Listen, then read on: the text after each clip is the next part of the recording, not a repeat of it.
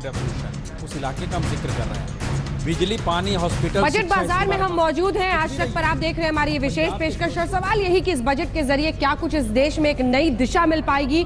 आर्थिक मंदी की जो मार हम देख रहे थे नोटबंदी के बाद, क्या ऐसा किया गया है सरकार की तरफ से? क्या बजट में कोई ऐसा स्टिमुलस है जिससे हम आने वाले वक्त में डिमांड यानी लोग निकले, रुपए पर भरोसा वापस आए, तो खर्च करने को तैयार हो और एक बार फिर से बाजार धीरे धीरे ऊपर की तरफ बढ़े, अर्थव्यवस्था बढ़े। इन्हीं मुद्दों पर हम बातचीत कर रहे हैं। संजीव बजाज जी हमारे साथ जुड़ गए हैं, जो कि एमडी हैं बजाज कैपिटल के। आपको बड़ी तस्वीर क्या समझ में आ रही है? आपको लगता है कि जो आपका सेक्टर खास तौर पर है उस पर ध्यान दिया गया है, इतना स्टिमुलस है कि वो आगे बढ़ पाए? इसमें दे दो ना, ठीक है,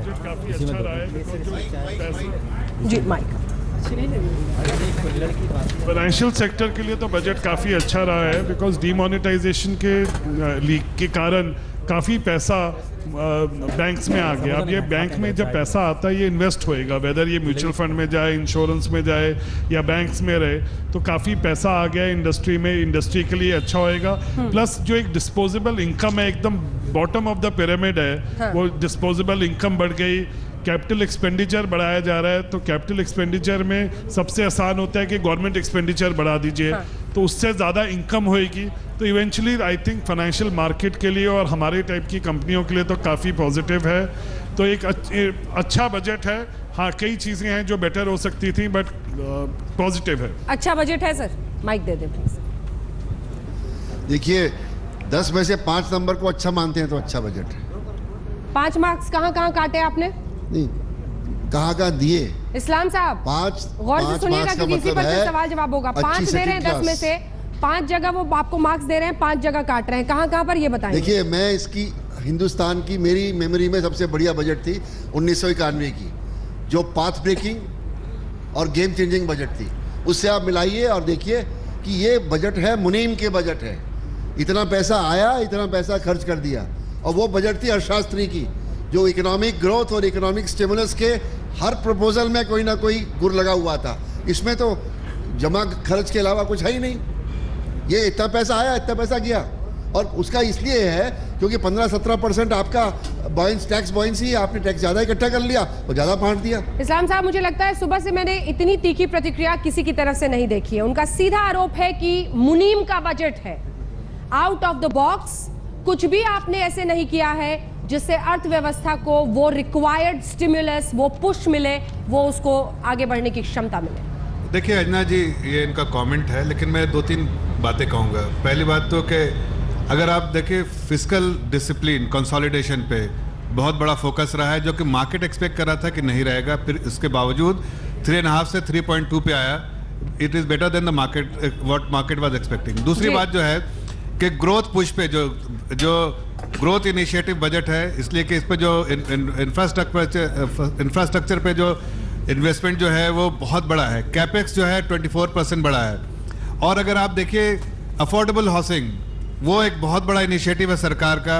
और कई ऐसी चीज़ें जो है सरकार ने इनिशिएटिव ली है जिससे ग्रोथ बढ़ेगा। खास कर अगर आप देखिए जो पहले संजय भाई भी कह रहे थे कि MSME सेक्टर में जहाँ पर जॉब क्रिएशन होता है, तो इस बजट में जो सबसे ज़्यादा जो चीज़ स्क्यूड है वो जॉब क्रिएशन पे है। सबसे ज़्यादा फोकस है जॉब क्रिएशन पे, और इसीलिए जो है SME सेक्टर जो सबसे ज़्यादा जॉब क्रिएट करता है उस पर फोकस रहा सरकार का, और उस पर इसीलिए टैक्स की जो कटौती की गई है उसी खास कारण से गई है। इससे बहुत बड़ा फायदा होगा इकोनॉमी को भी, उससे बहुत बड़ा फायदा होगा जॉब क्रिएशन में भी। जिक्र जब आप करते हैं तो हमको लगता है कि वैसे लोग जो बिजनेस कर रहे हैं, जिन्होंने पैसा मार्केट में लगा दिया, जैसे ये है, ये बताइए घर जो है अफोर्डेबल है क्या?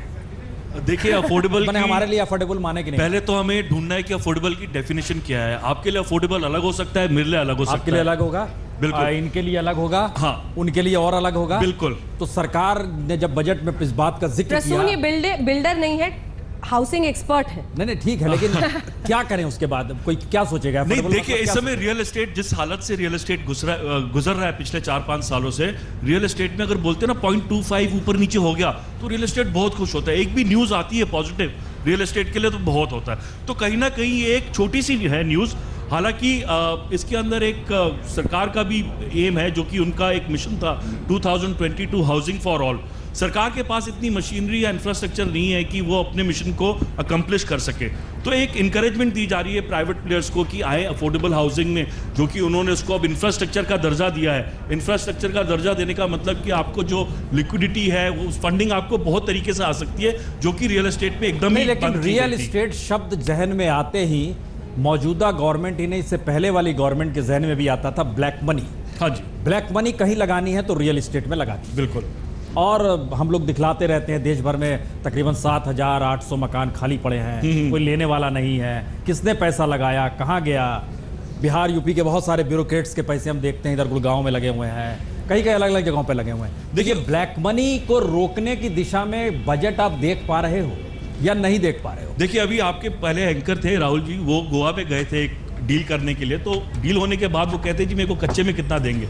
आज की बात है ये, अभी थोड़ी देर पहले वो कह रहे थे। मैं कह रहा हूँ कि अगर आपको कच्चे को रोकना है तो आपको जो सर्कल रेट रिवीजन है, आप देखेंगे यूपीए गवर्नमेंट से यही सर्कल रेट जो है वो हर 6 महीने में रिवाइज हो रहे थे, हर एरियाज के हो रहे थे। यहाँ तक कि मैं नोएडा के कुछ सेक्टर्स की बात करूँ तो वहाँ पे सर्कल रेट और मार्केट रेट एकदम बराबर है। तो यानी कि आप ब्लैक की वहाँ पे इन्वॉल्वमेंट कर ही नहीं सकते।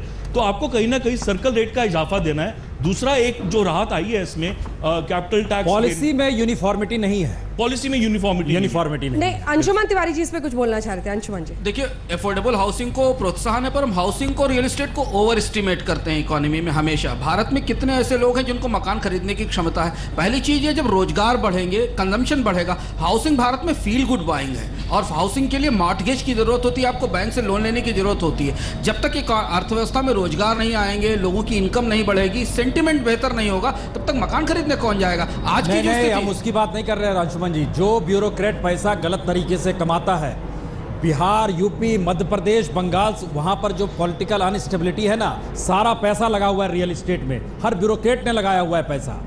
तो उसके लिए बजट निराश करता है, क्योंकि अगर ब्लैक मनी के खिलाफ कमिटमेंट दिखना था तो इसमें वो सारे प्राविधान आने चाहिए थे जो बेनामी एक्ट के तहत सरकार कमिट कर रही थी। वैसे कोई प्राविजन नहीं है। हालांकि प्रॉपर्टी को लेकर थोड़े बहुत छोटे मोटे प्राविजन इनकम टैक्स में किए गए हैं, लेकिन प्रॉपर्टी में जो इन्वेस्टमेंट, पहले से इन्वेस्टमेंट है काले धन का और आगे होने वाला है, उसे चेक करने का कोई बड़ा प्रयास इसमें नहीं दिखाई देता। लेकिन दूसरी बात, जानते हैं, उनसे सुबह ही सवाल किया था, आपसे फिर कर रहे हैं। आपके पास क्या है?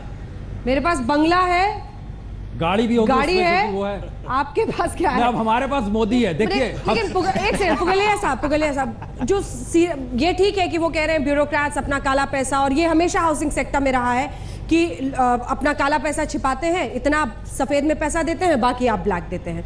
मेरा सवाल आपसे ये है कि सबके पास तो ऐसा घर होता नहीं, डबल स्टोरी वाला।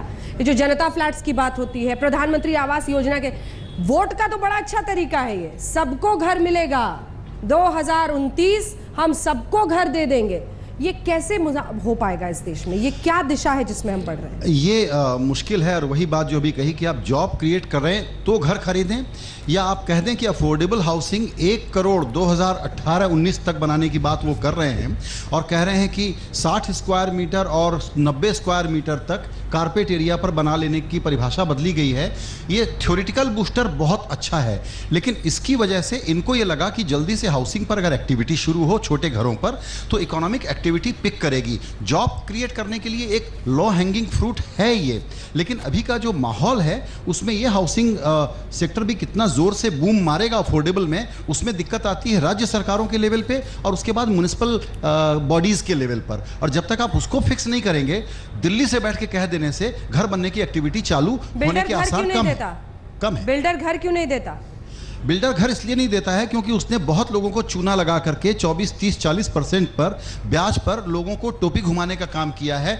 इन्वेंट्री उसके पास पड़ी हुई है, घर उसके पास पड़े हुए हैं, कोई खरीदने को तैयार नहीं है तो भी उसको होल्ड करता है, क्योंकि जिसका काला पैसा घूम करके आकर के वहां लगा हुआ है वो उसको सोचता है कि मैं होल्ड कर लूं, किसी दिन बिक जाएगा। संजय जी, हम बजट के बाद, ये ब्रेक के बाद बात करेंगे, लेकिन हमको लगता है एक चीज बताइए, ये बड़ा महत्वपूर्ण है। हमारे पिता जो थे वो सोचते थे घर नहीं बनाना है, किराए के घर में लेना है, चेंज करते रहना है, अपने हिसाब से रहना है। उस पीढ़ी ने घर खरीदने की दिशा में कदम नहीं बढ़ाया। 91 के इकोनॉमिक रिफॉर्म के बाद इस देश में वो कौन से हवा चली जिसमें पैसे से पैसा बनते चला गया, पैसा कहाँ इन्वेस्ट करना है, घर लेना है, पूरी बैंकिंग प्रणाली बदल दी गई, झटके में लोन वाली आ गई, लोन के लिए अधिकारी बैठा दिए गए, लोन वसूलने के लिए बाउंसर रख लिए गए। इस स्थिति में देश आकर खड़ा हो गया। प्रसून, जो आप कह रहे हैं उसकी सिंपल उपमा है कि जो गरीब चिटफंड के साथ गरीबों का हम हाल करते हैं, वही बड़े लोग, ताकतवर लोग और काला पैसा घुमाने वाले लोगों ने एक नई पिरामिड स्कीम बनाई थी हाउसिंग सेक्टर में, वहीं आकर के फंसे हुए हैं। और एनसीआर और मुंबई सबसे एबनॉर्मल रियल एस्टेट मार्केट होने का सबसे बड़ा उदाहरण है। बिल्कुल ठीक है। तो हम कह सकते हैं कि इस आवारा पूंजी पर मोदी रोक लगा पाएंगे? किस पर? ये जो आवारा पूंजी है, बड़ा मुश्किल है। देखिए, वही बात थी कि इस डिमोनेटाइजेशन पर आपने सिर्फ काले के कैश पर अटैक किया। काले धन पर अटैक होता जब आप कॉरपोरेट्स के पास, पॉलिटिशियन के पास, ब्यूरोक्रेट के पास जमीनों में रखा हुआ पैसा और जो मैं ऑलरेडी बाहर ले जा चुका हूं उसको वापस लाने का इंतजाम करते। तो इसके जो लॉजिकल स्टेप थे उसमें ये बजट चुप है। बोलिए अंजना जी, आपके पास क्या है? बंगला है, गाड़ी है? अब भी इस्लाम साहब से मैं रिएक्शन इस बात पे लूंगी कि पॉलिटिकल फंडिंग पर विपक्ष का कहना है कि सिर्फ आपने साउंड बाइट दे दिया, आपने सिर्फ ये दिखा दिया है कि 2000 तक ही आप कैश से दे सकते हैं। बीएसपी और ऐसी तमाम पार्टियां हैं जो बताती हैं कि 20,000 से ऊपर उनको कोई देता ही नहीं है डोनेशन। अब सवाल यह है कि चोर रास्ता यहां पर भी खोज लिया जाएगा। आरटीआई के नीचे अपनी फंडिंग लाने की हिम्मत ये सरकार नहीं दिखा पाई है, यह भी एक सच्चाई है। तो क्या ये सिर्फ एक पॉलिटिकल गिमिक है? लेकिन अब लगता है रेहान जी के पास चलना चाहिए। प्रश्न, एक गाना सुना दिया जाए तो ब्रेक ले लें हम लोग फटाफट।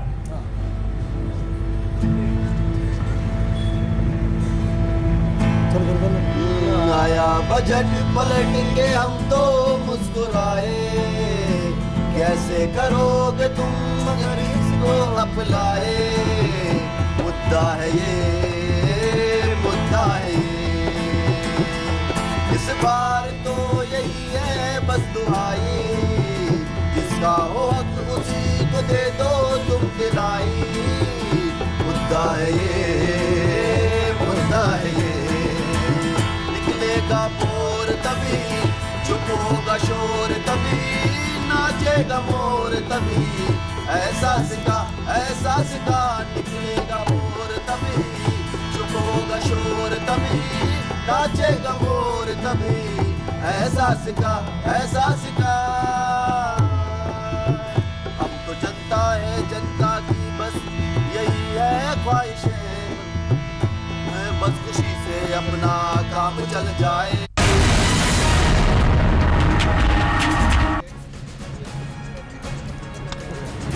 इस्लाम साहब, पॉलिटिकल फंडिंग पर जल्दी से आपका जवाब, फिर चलेंगे प्रसून जी के पास, किसानों के पास। देखिए, पॉलिटिकल फंडिंग में जो है, जो रिफॉर्म्स लाया है हम लोगों ने, जो इनिशिएटिव ली है, वो बिल्कुल पाथ ब्रेकिंग है। इसलिए कि इससे पहले किसी सरकारों ने ऐसी कोशिश न की थी और न उनमें हिम्मत थी। पहली बार जो है ये डिमोनेटाइजेशन के बाद जो सारे लोग बात कर रहे थे, हिंदुस्तान की हर पब्लिक, हर ऑर्गेनाइजेशन और एक कॉमन सिटीजन की, भाई पॉलिटिकल फंडिंग जो होती है उसमें क्यों इतनी ट्रांसपेरेंसी नहीं होती। पहली बार ऐसा किया गया है कि डिजिटल पेमेंट को अलाउ किया गया, पहली बार ऐसा किया गया कि कैश पेमेंट को 20,000 से घटा के 2,000 किया गया। ये बहुत बड़ा कदम है। और तीसरी बात कि इलेक्टोरल बॉन्ड का जो, जहाँ पर ये सब कैश से पेमेंट नहीं बल्कि चेक से पेमेंट होंगे और बैंक के द्वारा होंगे।